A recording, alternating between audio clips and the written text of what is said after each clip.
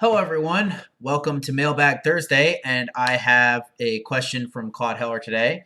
And he writes to me, he says, Pastor George, I am in two Bible studies. Sunday mornings we are studying, discussing various topics. The current topic is the Ten Commandments. Tuesday morning is Bible study, and we are currently studying the Gospel of Luke. In discussing the fifth commandment, it is required to honor your father and mother.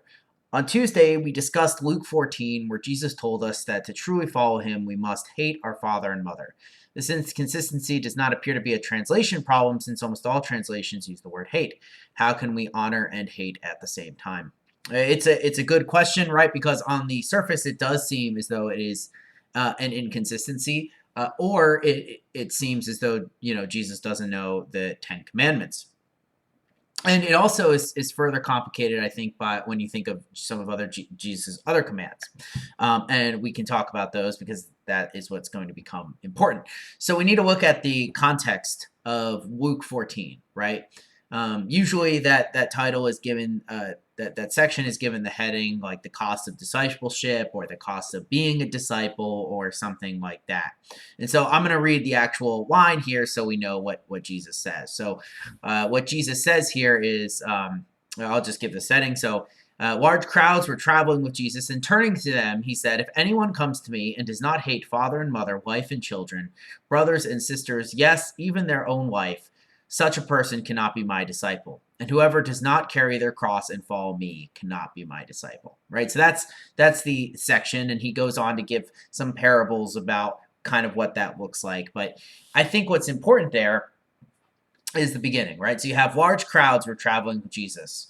So lots of people are following him at this point in his ministry, right? They've attached themselves to his teachings and they're interested in what he has to say. But Jesus knows that the human heart is something that is very malleable, right? It can be very open to following someone when it is easy and not when it is difficult. And what he is getting at here is he is trying to show people what the difficulty will be.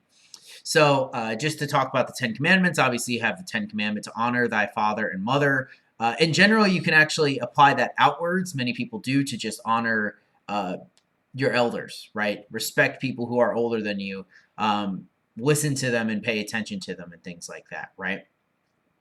Honor them and care for them. And so that's what comes into honor your father and mother. But Jesus here says, anyone who does not hate father and mother, wife and children, brothers and sisters, yes, even their own wife, such a person cannot be my disciple. So what is Jesus meaning by when he says hate? Well, hate as we usually see it, right, is a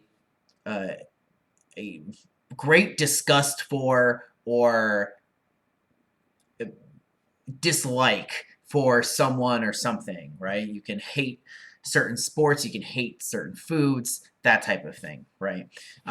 Or certain people. Now, of course, this is interesting because Jesus also calls us not to hate anyone. So what is he getting at here? Well, I would say that Jesus in this instance is being more metaphorical than literal in his understanding of hatred, right? What he's calling us to do is he's calling us to prioritize things appropriately.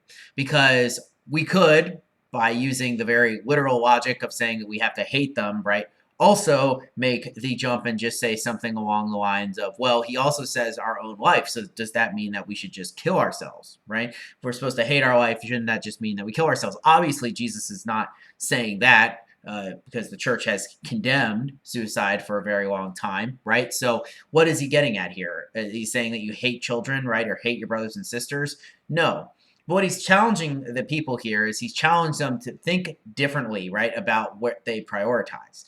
Because even in the Ten Commandments, right, and in Jewish faith and religion, if your father causes you or demands that you break the law of God, who should you listen to? Should you listen to your father as honoring him, or should you listen to God? Well, you should always listen to God, right? This is a no-brainer for us, right? There is a hierarchy among these types of things. So Jesus, being God, calls people to follow him, and in doing so, that is going to cause disruption, right?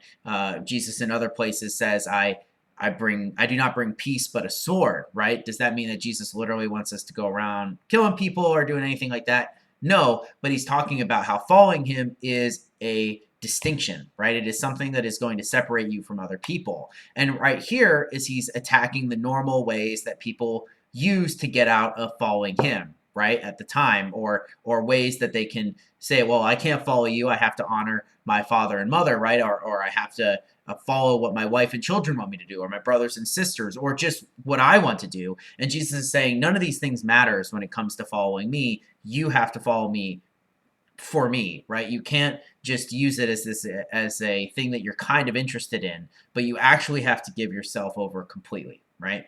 And so it's not as much a dichotomy between honoring and hating, because one could make the argument that to truly honor one's parents, one must follow God to the utmost, right? And even if that means that they don't like your decision. This is kind of what Jesus is getting at. He's trying to avoid the common pitfalls that people use to not follow him, right? And he ultimately ends with the very strong, you have to carry your own cross. And if you can't do that, you cannot be my disciple, right? That you have to be prepared to give up everything to follow Jesus.